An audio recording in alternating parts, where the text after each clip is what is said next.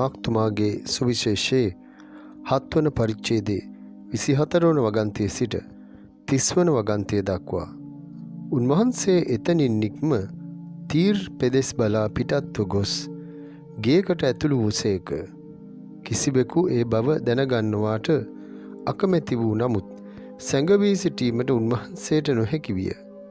එකෙනෙහිම අශුද්ධාත්මයක් ආවේශ වූ කුඩා දුවක ඇති ස්ත්‍රියක් උන්වහන්සේ ගැන අසා අවුත් උන්වහන්සේගේ පාමුල වැටුණාය. ඇය සිරියාවේ පිනීසිය නම් පෙදෙස්හි උපන් ග්‍රීක් ජාතික ස්ත්‍රියකි. ඇගේ දුවගෙන් දුෂ්ටාත්මය දුරු කරන ලෙස ඇය උන්වහන්සේගෙන් අයද සිටියාය. උන්වහන්සේ ඇයට උත්තර දෙමින් පළමු කොට දරුවෝ තෘප්තියට පැමිණෙත්වා දරුවන්ගේ කෑමගෙන බල්ලන්ට දැමීම හරි නැතැයි වදාළසේක. එහෙත් ඇය උත්තර දෙමින් එසේය ස්වාමිනි, මේසේ යට සිටින බල්ලෝ වද දරුවන්ගේ කෑමෙන් වැටෙන කැබලි අවුලා කති උන්වහන්සේට කීවාය. උන්වහන්සේද කතා කරමින් මේ පිළිතුර නිසා ප්‍රීතියෙන් යන්න දුෂ්ටාත්මය ඔබේ දුවගෙන් දුරුව ගියේ යයි ඇයට වදාළසේක. ඇය ගෙදර ගිය කල ඇගේ දුව ඇඳේ හාන්සි වී සිටින බවත් දුෂ්ටාත්මය දුරු වූ බවත් දුටුවාය. ප්‍රේමවන්ත සහෝදර සහෝදරීනි, අප සමිඳානන් වහන්සේ උන්වහන්සේගේ සුභාරංචිය තුල අද අපිට පවසනවා උන්වහන්සේට විවේක ගන්නට අවශ්‍ය වුණා. ඒ නිසා තමයි උන්වහන්සේ තීර් පෙදෙස් බලා පිටත්ව ගිහිල්ලා ගේකට ඇතුළු වුණේ. උන්වහන්සේ ඒ පැමිණි බව කිසිවෙකු දැනගන්නවාට උන්වහන්සේ කැමති වුණේ නැහැ. ඒ කෙසේ වෙතත් ස්වාමින් වහන්සේ පැමිණි බව මිනිසුන්ට ආරංචි වෙනවා. මේ අවස්ථාවේදී කවුද ස්වාමින් වහන්සේ ළඟට එන්නේ? අශුද්ධාත්මයක් ආවේශ වුණු කුඩා දැරියක් ඇති ස්ත්‍රියක්. අම්මා කෙනෙක් ස්වාමින් වහන්සේ වෙතට එන්නේ. මේ ස්ත්‍රිය ග්‍රීක ජාතික ස්ත්‍රියක්. ස්වාමින් වහන්සේ ජුදා ජාතිකයෙක්. එහෙමත් නැත්නම් ඊශ්‍රායෙල් වංශයෙන් පැවතෙන පුද්ගලයෙක්. එසේනම් මේ ජුදාවරු සහ ග්‍රීකවරු කියලා කියන්නේ හාත්පසින්ම වෙනස් වූ ජාති දෙකක්. මේ අය කිසිසේත්ම සමාන නැහැ.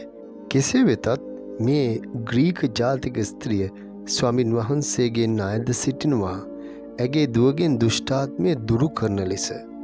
ස්වාමින් වහන්සේ ඇයට උත්තරයක් දෙනවා. මොකක්ද ඒ උත්තරය? පළමු කොට දරුවෝ තෘප්තියට පැමිණෙත්වා දරුවන්ගේ කෑමගෙන බල්ලන්ට දැමීම හරි නැතැයි ස්වාමින් වහන්සේ පවසනවා. ඒ අවස්ථාවේදී මේ ස්ත්‍රිය කියනවා, "සේ ස්වාමිනී, මේසේ යට සිටින බල්ලෝ වුවද දරුවන්ගේ කෑමෙන් වැටෙන කැබලි අවුලාගෙන කනවයි" කියලා. ස්වාමින් වහන්සේ මොනවද මේ පවසන්නේ?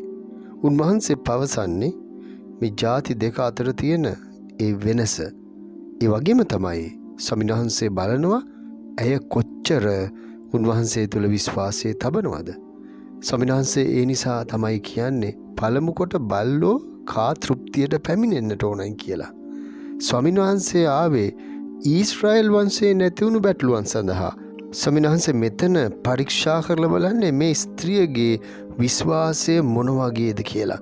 ස්වාමින් වහන්සේ පැහැදිලිවම දන්නවා උන්වහන්සේ මේ ලෝකයට ආවේ මුළු මිනිස් සංහතිය වෙනුවෙන්ම. ජාතියක්, භාෂාවක්, වර්ණයක්, කුලයක් ආදී වශයෙන් ස්වාමින් වහන්සේ කිසි විටකත් බෙදිලා නැහැ. උන්වහන්සේ කිසිම කෙනෙකුට විශේෂ සැලකිල්ලක් නැහැ. එක හා සමානව හැම කෙනෙකුටම හැම ජාතියකටම ස්වාමින් වහන්සේ සලකනවා. ඒ තමයි දේවත්වය කියලා කියන්නේ. ඒ ප්‍රබල දේවත්වය තුල පිහිටා උන්වහන්සේ කටයුතු කරන්නේ. ස්වාමින් වහන්සේ මේ මොහොතේදී මේ ස්ත්‍රියගේ විශ්වාසය උරගා බලනවා. මේ ස්ත්‍රියට එසේ ප්‍රකාශ කරනකොට මේ ස්ත්‍රිය කියනවා මේසේ යට සිටින බල්ලෝ වුවද දරුවන්ගේ කෑමෙන් වැටෙන කැබලි අවුලා කනවයි කියලා. කොච්චර විශ්වාසයක්ද මේ ස්ත්‍රිය තුල තියෙන්නේ. ඒ කියන්නේ ස්වාමින් වහන්සේ උන්වහන්සේගේ ඒ බලය, උන්වහන්සේගේ බල පරාක්‍රමය, උන්වහන්සේගේ ඒ සුවය ඇය එක හිලාම පිළිගන්නවා, විශ්වාස කරනවා, අදහනවා.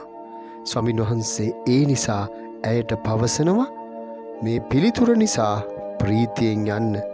දුෂ්ටාත්මය ඔබේ දුවගෙන් දුරුව ගියේය. මේ ස්ත්‍රිය නිවසට යනකොට මේ ස්ත්‍රියට දකින්නට ලැබෙන්නේ තමන්ගේ දුව සුව වෙලා ඇය ඇඳේ හාන්සි වෙලා ඉන්නවා.